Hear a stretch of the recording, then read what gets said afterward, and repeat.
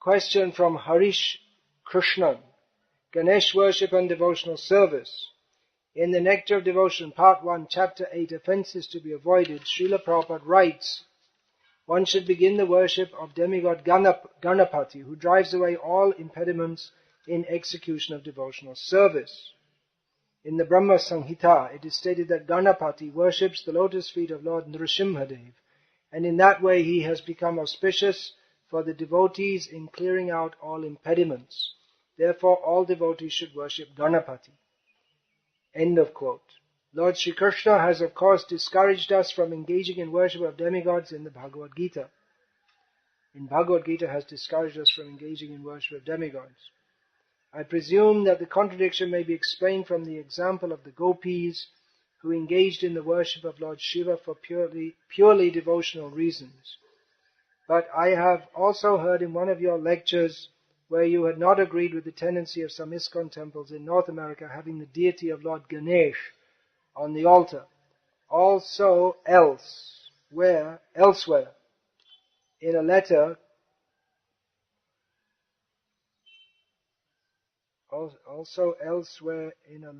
conversation, maybe letter or conversation, also, Srila Prabhupada disagreed with the idea of Lord Ganesh worship, asking his disciple to pay him a hefty amount before they want to do that. How do I resolve these apparent contradictions? Is it an acceptable tendency to allow demigod worship in our temples? Tissue, where is that? That's right.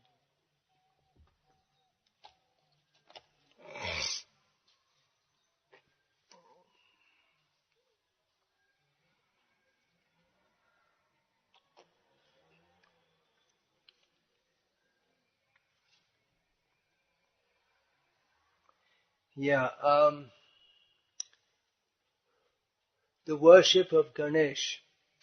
When Srila Prabhupada was asked about this, although Rupa Goswami stated that one should worship Ganesh, Srila Prabhupada said that we worship the pure devotees.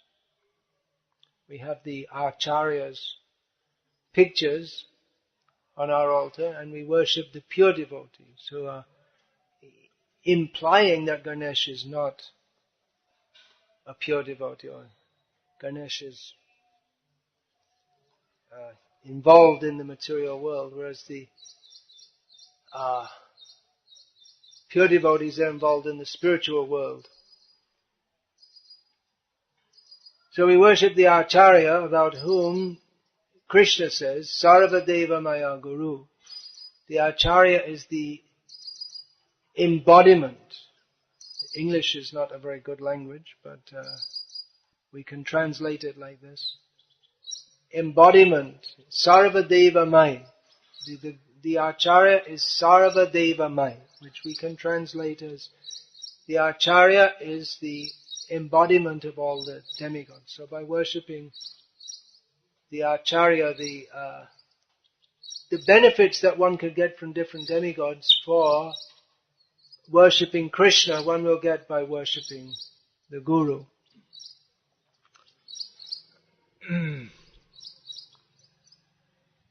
Of course, that story is there also about Ganesh himself. When he and his brother Kartikeya, they were going to have a race to see who can go around the universe quickest. It's a marathon race. When demigods do a marathon race, they don't just run 30 kilometers or something, around the universe. So Kartikeya was very confident of winning, because he was born for the very purpose of defeating all the demons. Whereas Ganesh is Lambodara. He's got a big belly. He doesn't appear to be very suited for athletic purposes.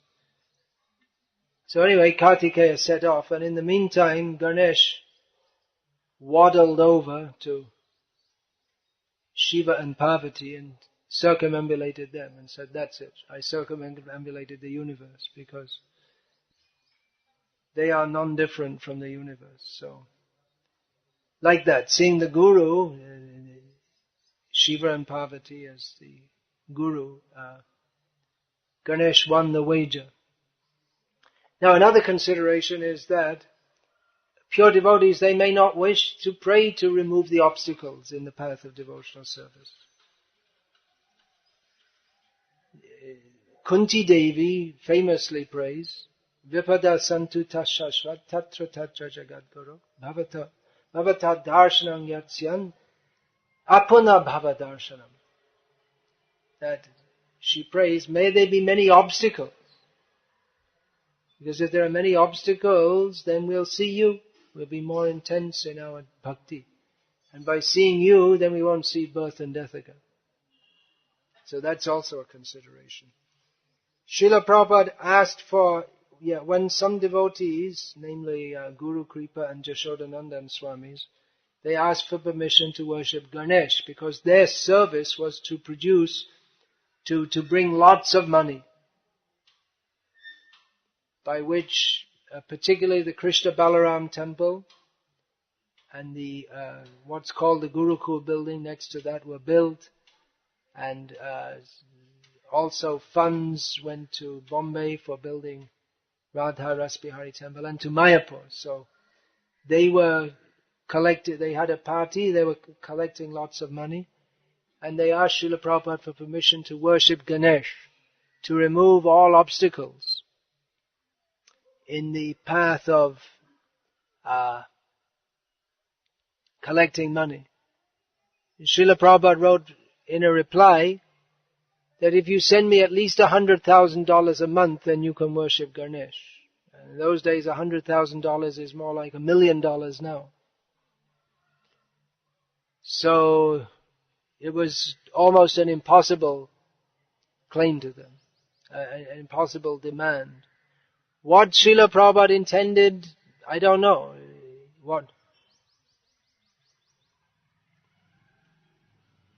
The way it's written, Prabhupada demanded a hefty sum. It makes Prabhupada sound somewhat materialistic, but of course Srila Prabhupada wasn't materialistic. Is it an acceptable tendency to allow demigod worship in our temples? Well, different people will answer that differently. You can give different citations from Shastra. I'm against it because I don't see that any of our acharyas have introduced this. The gopis, they worship Katyayani for the spiritual Katyayani, for attaining Krishna. But we hear from our Acharya Narottam Das that Anyo Deva Shrayanai Tomare Kohinu Bhai A Bhakti Paramakaran. That not worshipping demigods is the main cause of attaining devotional service, not going anywhere else for shelter. So Sharanagati means going to Krishna for shelter. If you go elsewhere for shelter, then that's destroys the spirit of pure bhakti. Well, we may say we worship different demigods so that they can bless us with Krishna consciousness, but the first point is, what's the need? When we go through our acharyas. Another point is that if we do that, well, we may say that, but people with the tendency to worship different demigods because they're materially attached to them, they're usually the ones who want to do that. So is it because they have a desire to worship the demigods, a lingering desire?